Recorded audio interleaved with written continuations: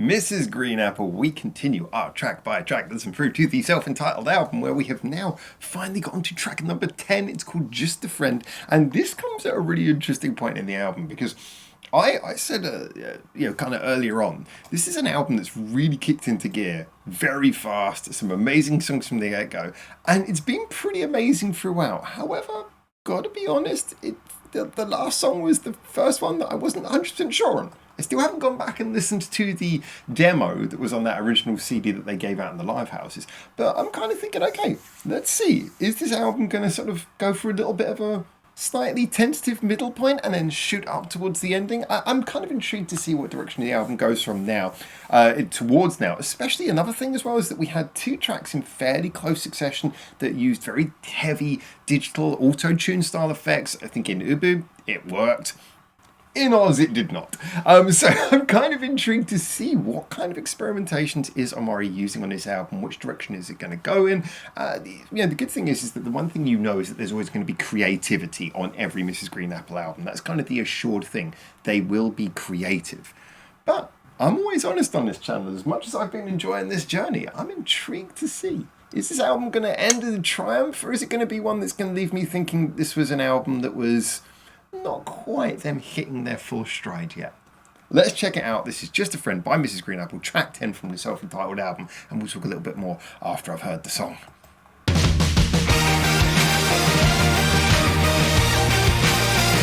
Okay, I immediately like that beginning.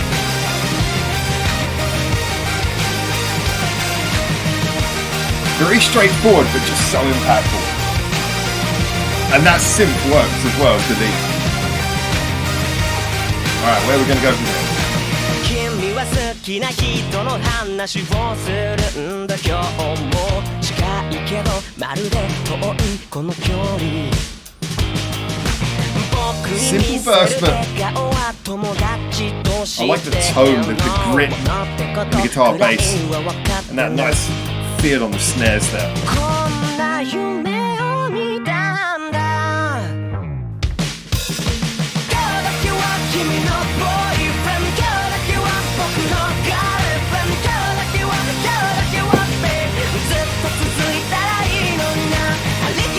This is a headbanger.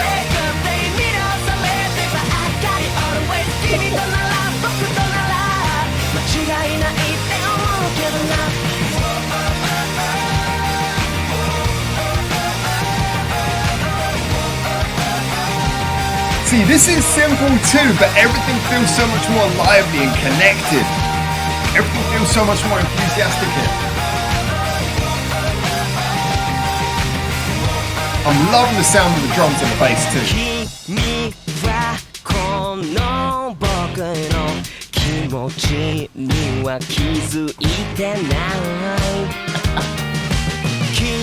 Like those little fills, you really hear the kind of the soul in the guitar in there.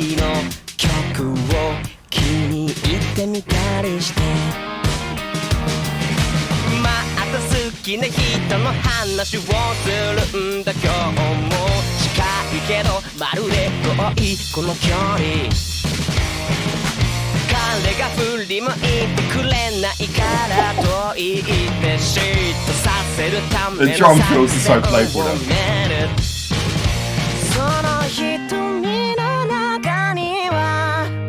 That's a really nice breakdown there, going from the high end of the bass.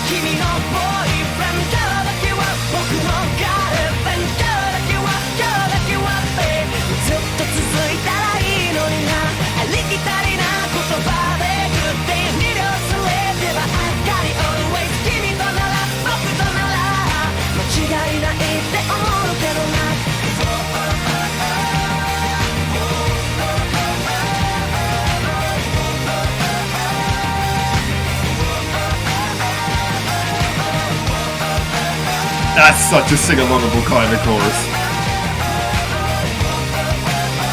So simple, but very, very infectious.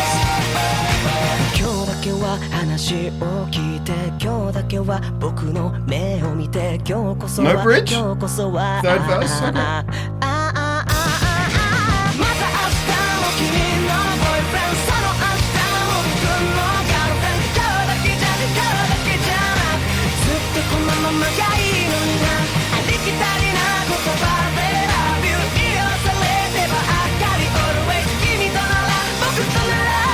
Nice harmony there, nice harmony.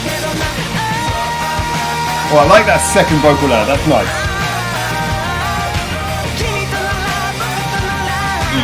That's good, that's good, that's good. That second vocal there really gives an extra bit of presence to this crescendo. I wanted a little bit more second vocal there.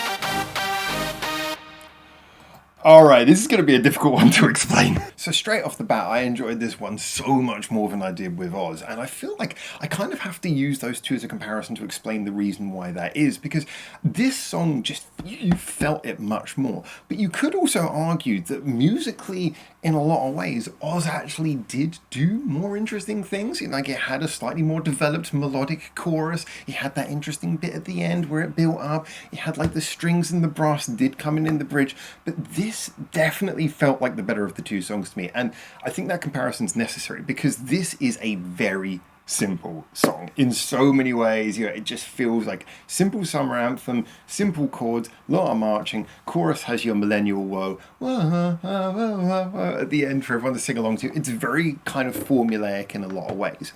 So I think the main reason why this song works and why the comparison is so important is that this song really immediately feels like it has a purpose, a clear emotional direction. You know what they're going for with this song, and it lands.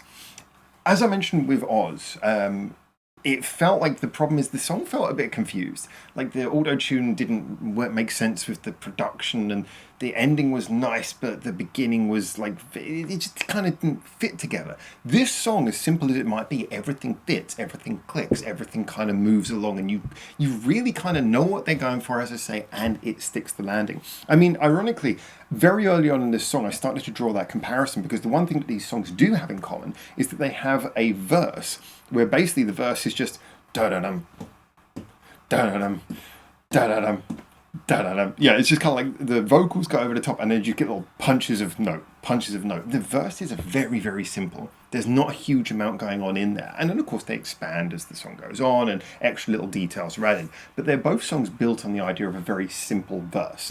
But this song felt like that was the intention. It's like this song was all about simple and direct. And one of the reasons why you can feel that and sense that is because when you get that simple bit where you just kind of got the punching guitars, those little punches of guitar you get are very much working because the guitar sound and the bass sound have a lot of presence. Yeah, okay, the guitars mostly sound like guitars, whatever you do, but the bass has kind of got this very interesting tone in that part of the song. It really feels like it's kind of got this slightly mid EQ mixed sound with a little bit of distortion to it, and you listen to the drums, and the drums have a lot of life in this song. You get little rolls on the snare, very simple, but it kind of gives you that tangible presence.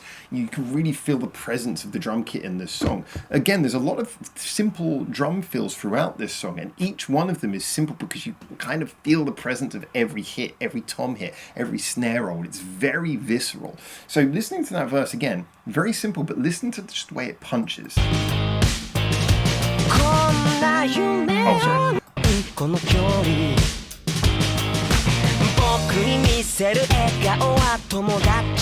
The presence of all the sounds there is very clear, and that's something that again was just kind of not there in Oz. So for me, this is an example of a song where less of the clever ideas, and yet the ideas it has are much better executed. Actually, ironically, I just dropped this into the pre-chorus as well, and even that bit, it's only a couple of bars, but the way that everything stops and the bass just moves up and you get this high end, this kind of little bit of playing on the bass very high up. Again, my vocal representations of instruments, perfect. But I just love how you get that little moment there and it feels nice, and again it winds back the spring so that the chorus can punch in much more viscerally.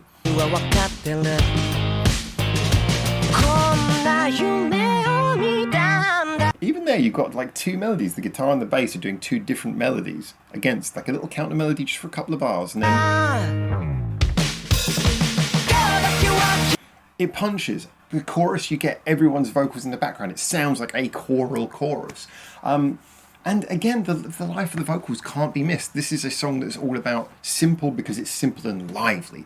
It's not complicated because it's all about a feeling of just projecting simple energy. It's something where there's a call and answer quality. The la la la la whoa, whoa, that bit works because this song is simple energy conveyed. You're supposed to feel involved. It's supposed to feel like a party. It's supposed to feel like something where you're supposed to sing along and get involved. And that is conveyed by the very real sounding instruments and that kind of humanity to the vocals, the big backing vocals, all of these elements. So for me, this song just kind of knew what it was. And as I said in the previous review talking about Oz, and sorry that this has become more of a comparison than an individual review of a song, but I do think the comparison is important here. When we look at Oz, I have no problem with auto-tuned songs or songs with a lot of digital effects, as I've said about Mrs. Green Apple before. But as with all of these things, context is important. And this song, it is simple. It's not got anything complicated going for it. It's not like the peak of Mrs. Green Apple's songwriting, but it hits you. You feel it. You feel it and you want to be involved with it. It makes you want to have fun. It makes you want to get up, tap your foot, as I say, head bang. Ironically, the only bit where I felt like it was maybe letting itself down is after the second chorus when we just kind of had like just a little bit singing to the bass and then a chorus again. I thought, you could have at least thrown a bridge in. But I think they kind of rescued the crescendo there by having that second layer vocal thing come in over the top where he was singing atop his own vocals. I think that gave a little bit of life because when you have like second chorus and then just middle eight, small pause, and then final chorus, it always feels like the final chorus doesn't really feel like a crescendo because it's like, we're just doing the chorus again. So you kind of always need something to make that final chorus feel a bit more spectacular. And so I think that second layer of vocals that he was singing over his normal chorus vocals gave it just enough to cut past that grade. But ultimately, yeah, this was a song that definitely felt like a lot of fun. Really enjoyed it, really involving. Is it going to be like their greatest song ever? No, but is it a song that every time it comes on, I'm going to want to bounce up and down, singing out loud, pumping my fist, getting involved? Yes, that's what this song is. And I really like it for that. I really like it for that. Again, not going to be a song that I might pick out and say, I've got to go back and listen to Just a Friend again. Is it a song that I'm going to, every time it comes on, though, immediately be like, I forgot about this one. Yes, let's go. Yeah, that's the kind of song it is. So yeah, I really enjoyed this one. Really enjoyed this one. Definitely is pointing the album back into a little bit of a positive direction. So let's see what we get next with Factory. Then we've got Umbrella, which is again another song which seems to have been redone for this album. So it's going to be interesting to see where we go on that one. And then Journey will finish it all off. So we're getting close to the ending. But as always, get in the comments. Tell me what you think. And until I hopefully see you very soon for the next one of these. For now, ciao, ciao.